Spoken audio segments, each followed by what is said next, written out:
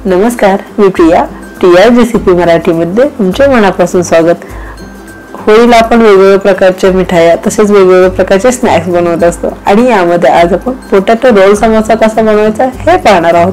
हा इतका फटाफट बनवून तयार होतो ना, एक जरी चपाती लाटली तर त्याच्यातून 10 ते 12 समोसे आरामात बनतात। त्यामुळे तुम्ही ही रेसिपी नक्की ट्राय करा आणि खायला तर इतके कुरकुरीत आणि खुसखुशीत लागतात ना, लहानांपासून मोठ्यांपर्यंत सर्वांना आवडेल अशी ही आजची रेसिपी आहे। वेळ न घालवता चला तर मग स्टार्ट करूया आज आपल्या छानशा रेसिपीला। समोसा बनवण्यासाठी इथे बाउल मध्ये मी 2 कप मैदा घेतला आहे। मैदा घालून झाला की यामध्ये ओवा घालून घेऊ, तसेच 1 चमचा मीठ घालून घेऊ। आता हे सुके जिन्नस व्यवस्थित असे एकजीव करून घ्यायचे आहेत।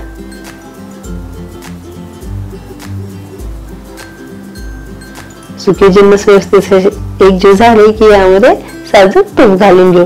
इथे मी 4 ते 5 चमचे साजूक तूप घालून घेत आहे। यामुळे काय होतं ना, आपण जो समोसा बनवणार आहोत ना तो खुसखुशीत व्हायला मदत होते। यासाठी इथे आपल्याला तूपच घालून घ्यायचे आहे।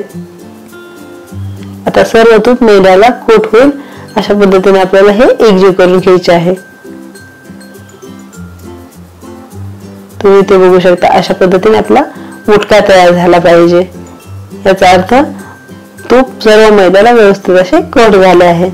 आता यामध्ये थोडे थोडे करून पाणी घालायचे आणि आपल्याला याचा गोळा मळून घ्यायचा आहे। आता इथे माझा गोळा मळून झालेला आहे। यावरती झाकण ठेवायचे आणि हे पीठ मुरण्यासाठी आपल्याला साईडला ठेवून द्यायचे आहे। आता इथे पीठ मुरत आहे तोपर्यंत समोस्यासाठी जे स्टफिंग लागते ना ते बनवून घेऊ। त्यासाठी इथे मी पॅन गरम करून घेतला आहे, त्यामध्ये तेल घालून घेऊ। तेल गरम झाले की यामध्ये जिरे घालून घेऊ आणि धने मी थोडेसे कुटून घेतले आहेत, म्हणजे एका धण्याचे 2 भाग होईल इथपर्यंतच। तसेच हिरव्या मिरचीचे तुकडे आणि ताजा मटर। इथे मटर 1 मिनिट आपल्याला फक्त परतून घ्यायचं आहे। मटर परतून झाला की यामध्ये बटाटे मी उकडून नंतर त्याची साल काढून घेतली होती ते घालून घेऊ। आता यामध्ये सुके जिन्नस घालून घेऊ। 1 चमचा लाल तिखट, अर्धा चमचा धनेपूड आणि पाव चमचा हळद, तसेच चवीनुसार मीठ। आता हे सर्व व्यवस्थित असे एकजीव करून घ्यायचे आहे आणि आपल्याला हे बटाटे 2 ते 3 मिनिट फक्त परतून घ्यायचे आहे, कारण आपण बटाटे तर ऑलरेडी शिजलेले वापरतो, मग त्यामुळे यामध्ये जास्त परतायची गरज नाही। फक्त यामधील जे आपण सुके मसाले घातले होते ना त्याचा कच्चापणा निघून जाईपर्यंत आपल्याला परतून घ्यायचे आहे। आता अशा पद्धतीने इथे माझे समोशामध्ये जे लागणारे स्टफिंग आहे ना ते बनवून झालेले आहे। आता हे स्टफिंग थंड करण्यासाठी आपल्याला साईडला ठेवून द्यायचे आहे। आता आपण समोसा बनवून घेऊ। यासाठी जो आपण मैदा मळून ठेवला होता ना त्याला आणखी एक वेळेस थोडासा मळून घ्यायचे आहे। आता आपल्याला यामध्ये काही पोर्शन घ्यायचं आहे आणि याची चपाती लाटून घ्यायची आहे।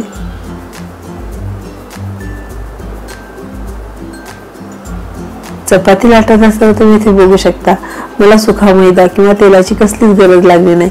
याचा अर्थ मी हा मैदा व्यवस्थित असा मळून घेतला होता।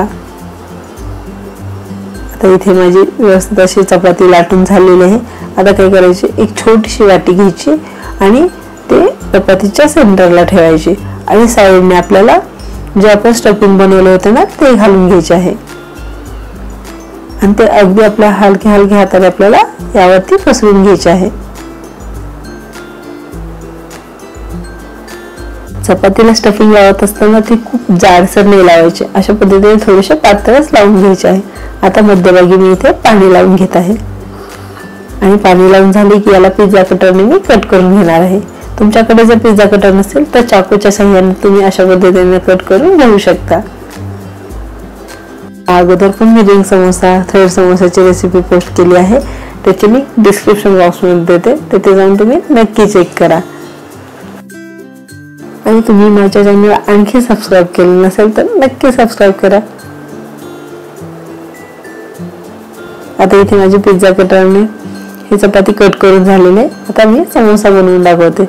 समोसा बनवताना जी चपातीची कडा असते ना त्याला अशा पद्धतीने रोल करत करत चपातीच्या सेंटरला घेऊन यायचं।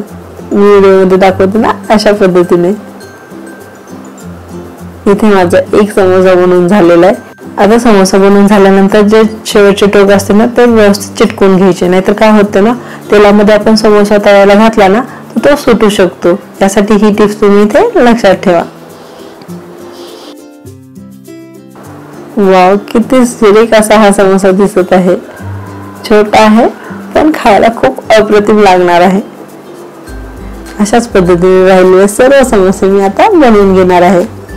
इथे सर्व समोसे बनवून झाल्यानंतर हे फ्राय करून घेऊ. यासाठी इथे मी कढईमध्ये तेल गरम करून घेतलं आहे. आता यामध्ये एक एक करून आपल्याला समोसा घालून घ्यायचा आहे. समोसा तळताना तेल खूप कडकडीत गरम नाही करायचे आणि समोसे घालून घेतल्यानंतर पण 1 ते 2 मिनिट लो टू मिडियम हीटवर आपल्याला ते फ्राय होऊ द्यायचे आणि नंतर पलटून आपल्याला सर्व साईडने व्यवस्थित असे तळून घ्यायचे आहेत. आता इथे माझे सर्व समोसे तळून झालेले हे मी काढून घेते. तुम्ही इथे बघू शकता समोसाला कलर तर किती सुरेख आला आहे आणि खायला तर हे इतके कुरकुरीत आणि खुसखुशीत लागतात ना. त्यामुळे तुम्ही ही रेसिपी नक्की ट्राय करा. तुम्हाला जर ही आजची रेसिपी आवडली असेल तर कमेंट बॉक्समध्ये मला नक्की कळवा आणि अशाच नवीन रेसिपी पाहायच्या असतील तर यूट्यूबवर प्रियाज रेसिपी मराठी चॅनलला पटकन सबस्क्राईब करा. तुमच्या सर्व परिवाराला माझ्याकडून होळीच्या हार्दिक शुभेच्छा. तुम्ही ही रेसिपी होळीसाठी तर नक्की बनवून पहा. आज वेळात वेळ काढून तुम्ही हा माझा पूर्ण व्हिडिओ बघितल्याबद्दल तुमचे मनापासून आभार. चला तर मग भेटूया अशाच छानशा नेक्स्ट रेसिपीमध्ये. तोपर्यंत धन्यवाद.